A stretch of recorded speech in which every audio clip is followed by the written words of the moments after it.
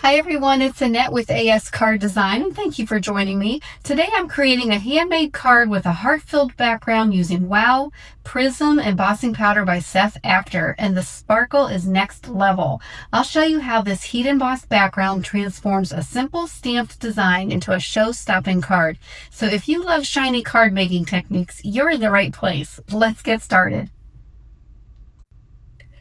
Before we get into the card, I wanted to show you how I swatch out my embossing powders when I get them. I always think it's a good idea to stamp out some embossing ink. I use a foam dauber and then just swatch out your different embossing powders and label them. That way you see what they'll look like once they're heat set on white cardstock. And you can also do this on black cardstock or other colored cardstock, but it's just good to have them as a reference. And that's the one we're going to use today, the Prism. So you can see it's just got every color in the Prism. So this is the product. It's WOW, inspired by Seth Apter, and it's Prism. And we're going to have a lot of fun with this. This has lots of golds and greens and purples. And the stamp set we're using is the Hero Hearts, and it's called All My Heart Peekaboo Parts Clear Stamps. I'm not sure if it's still available, but I will link all of the I will list all of the supplies in the description below. But we're going to use that big heart stamp that's there off to the side. So I'm bringing in my Misty and putting in my cardstock right in the middle. I'm going to make sure it's stuck to my grip mat in there, and I'll pull off that stamp and just get that in place right over. We're going to cut this down later. And we'll just pick up the stamp on the Misty door, and I'm making sure that it's down real well. And I am going to use some Simon Says Stamp anti-static powder all over my cardstock, just to make sure that the powder sticks to the embossing ink. And right there is the WOW embossing ink that we're using. And I'm just going to ink up that heart stamp, and we will close the door and get that ink onto the cardstock. I'm just giving it a gentle press with my sweater sleeve there. And I'm going to do that one more time just to make sure I have good contact. And we'll give that another press. And then we're getting set up to put the powder on. I'm bringing in a piece of just some scrap paper. This is just cheap construction paper that I get at the craft store. And I'm going to use my pick tool to lift the paper off the grip mat. And then wait till you see how this powder adheres. It is just so beautiful. So I'm giving the little jar a shake just to make sure all the colors are mixed up. And you can see there's purples, there's blues, there's like lime greens. There's just so many colors in here. The camera will not do it justice. I tried my best to get it to show all the colors, but it's very difficult. In person, it's absolutely stunning, the final card.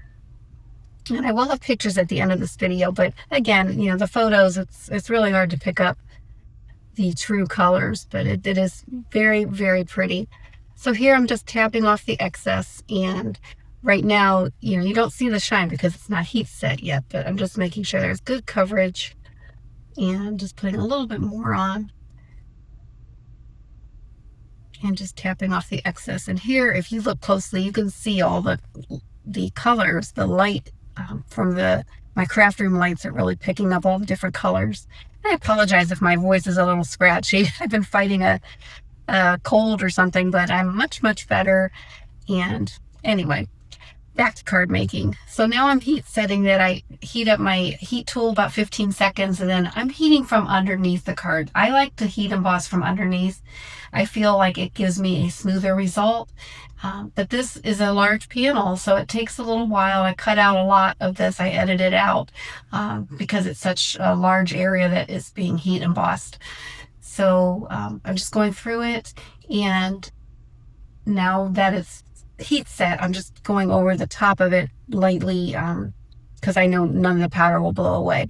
And here I'm going to bring it up to the camera, and this is where I'm really trying hard to get the light just right so you can see all the colors, but it's very hard. It seems like when I brought it up closer to the camera lens, you could see a little bit, but you can see purples and reds, and like yellows. Like I said, it's really hard, but I was just trying my best to get you to see that. All right, so we're bringing in this stamp set called a paper hug, and this is a stamp set from Gina K. And I'm going to use the whale, the two little whales, and the greeting that says sending you a paper hug. And it does, I did purchase the coordinating dies because I do like to cut these elements out. But I'm going to go ahead and stamp them. And I'm going to stamp them with VersaFine Clear Nocturne Premium Pigment ink, and I'll bring that in here in a minute. Right now you see me conditioning the stamps. These stamps are new, and they do come with a manufacturer has like a residue on there, so you want to get that off so the ink will stick to the stamp. So that you just saw was the Nocturne Premium Pigment ink, and I'm using this because I'm going to be using some water-based markers to color the whales. But anyway, this ink is amazing. It always gives you a crisp result with one try. So I'm just cleaning off my stamps and I'll get those put away. And then we'll get some markers and do some coloring. So I don't have any fancy markers, really. The markers I have, I got at Michael's, I believe, a couple years ago, and they're Tombow water-based markers. And I pulled out 3 colors. I pulled out a blue, a gray, and a pink. And again, I do have the supplies listed in the description and the number of the markers. They don't have names, but they have color numbers, and I have all those listed in the description. But I'm going to speed this up and walk you through or talk you through the coloring. So the bottom of the whales, the little belly, I'm just doing that in that light gray, and I decided I'm going to make my whales blue. So I don't know if, I guess there is a blue whale, I don't know, maybe, but maybe not this shade of blue.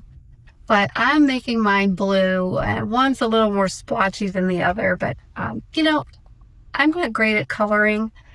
I like it, I enjoy it, but I'm just doing the best I can. And then I'm going to finish it off with these 2 little pink hearts. So one whale did turn out a little darker blue, but that's okay. And then I'm going to go ahead and put the markers away and pull out the coordinating die for each of these stamps. And then off camera, I am going to die cut both of these little guys out, and I think I do an extra layer. Yep, right there. Do an extra layer. I like to double them up just to give them a little dimension, and that way they stand up from the card a little bit, because this is basically a flat card. I'm not really building up any layers. So they're very easy to line up, as you can see. And there's our cute little whales. And then the sending you a paper hug. I edited some of that out because I noticed I was off camera for most of it. All right. So I also went ahead and cut this panel down. So that I cut down to 3 3/4 inch by 5 inch. And then I have a black matte layer that is 4 inches by 5 1/4 inch. And I'm just going to tape this to my glass mat just so it stays put while I position the panel onto it to get even margins all the way around.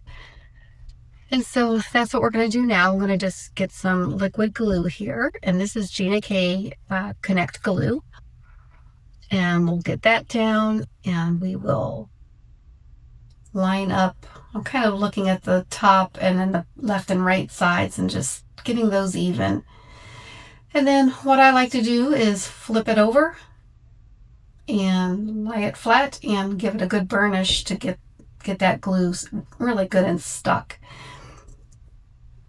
And then we'll bring in the card base, and this is a US A2 side folding card base. And again, the measurements are in the description if you're interested. And we'll just glue the front panel onto the base. And get that down.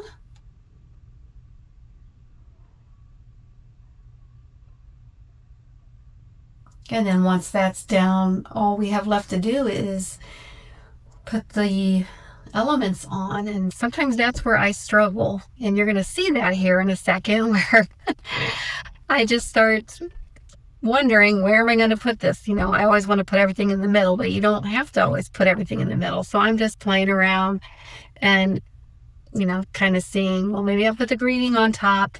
I didn't know if I liked that. So I ended up, guess what I ended up doing? I ended up gluing the whales in the middle. I may have offset it just a little bit, but oh well. I kind of just go with what my eye likes, and that's what it likes. So I did offset it just a little bit there to the left because I do have to put the greeting on. And the other thing is I'm putting my owl paperweight on there because that embossing powder is bumpy. So I want the glue to really set on it and adhere. You know, give it time to adhere. So that is the finished card, and I hope that you enjoyed this video. And I know it's really hard to see that gorgeous prism color, but there is some of it, and the whales are just so cute. So I want to thank you so much for spending some time here with me today. And if you enjoyed the video, hit that like button. If you're not a subscriber, please subscribe. I'm trying to reach 1,000 subscribers so my brother will make a card. We have something in mind, and I think you're really going to enjoy. So until next time, have a peaceful evening. Bye-bye.